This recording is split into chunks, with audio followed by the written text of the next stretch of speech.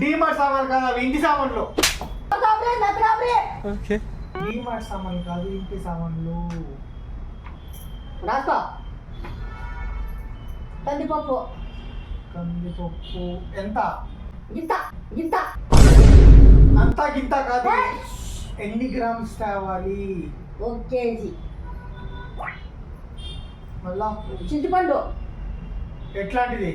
ఫుల్గా ఉంటుంది. ఫుల్గా ఉంటుంది. ఫుల్గా కాదు.